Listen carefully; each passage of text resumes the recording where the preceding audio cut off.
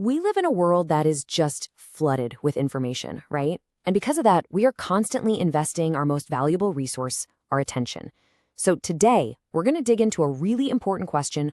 Are you investing in the outer systems you can touch and scroll, or in the inner wisdom you can only feel?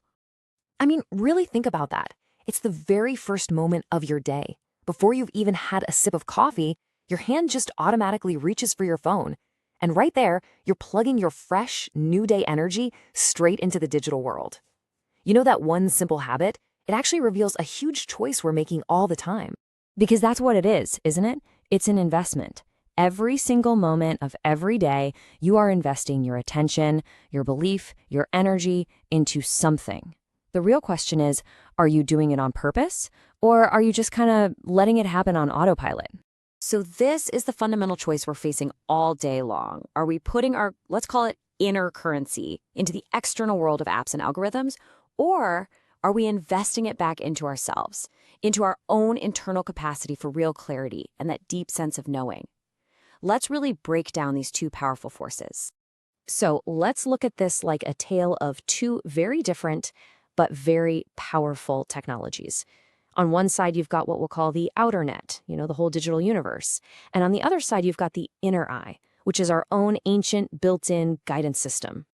Okay, this table really lays it all out, doesn't it? Look at the outer net. It gives us fast, logical info, but it's all secondhand. It's filtered through algorithms, and man, does it cost us our attention. Now, look at the inner eye over here. This offers firsthand, totally unfiltered wisdom. And the cost? Well, it's free. But it does require our presence, our discipline. It's really the difference between reading a dozen books about how to swim versus actually jumping into the water.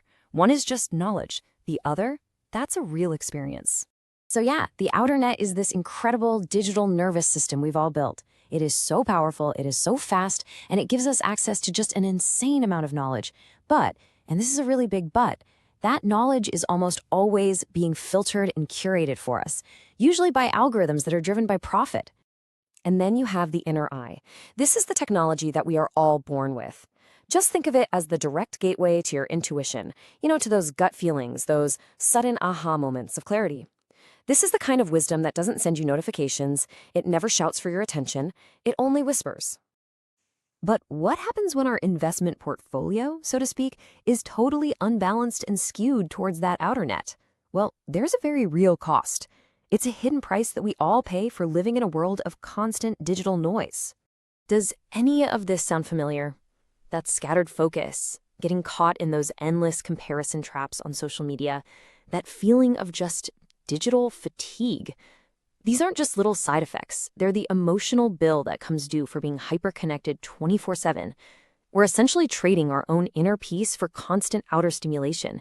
And in that trade, we're completely missing the quiet guidance that's trying to come from within. And this quote just nails it. We spend so much time running away from silence, filling every possible quiet moment with some kind of distraction. But that's the paradox, isn't it? The very place we're avoiding is precisely where the clarity we're so desperate to find is actually waiting for us. It just goes to show, sometimes the answers aren't found by searching harder, but by listening more closely. All right, to make this even more real, let's look at a quick story about two people. They're both searching for answers, but they take completely different paths to get there. So first, meet Asha. She decides to invest all of her energy outward, and her main tool is the internet. Then we have Mira. She decides to do the opposite and invest her energy inward using the simple, ancient tool of stillness. They both want the exact same thing, a sense of purpose and direction. So Asha just goes all in on the outer net. She is the ultimate information gatherer. We're talking online courses, podcasts, nonstop videos. She's consuming everything, filling notebook after notebook with other people's frameworks, always convinced that the next piece of content is going to be the one that has the magic answer. Mira, on the other hand, she slows way down. She just starts journaling. She starts sitting in silence for a few minutes a day. See, she's not looking for external frameworks to follow. She's listening for an internal feeling, a sense of resonance, that feeling of what's true for her.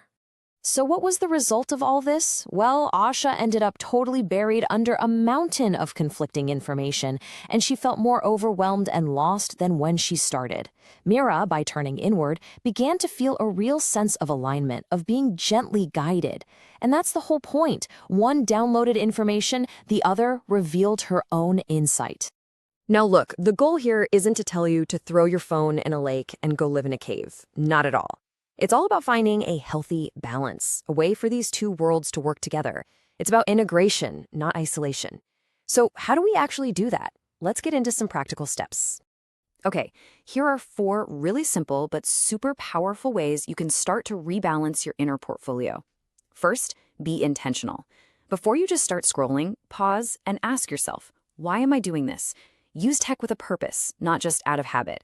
Second, and this one is a game changer, carve out just a few minutes of morning silence. Connect with yourself before you connect to the world. Third, try a digital fast. Schedule some time every week to be completely unplugged.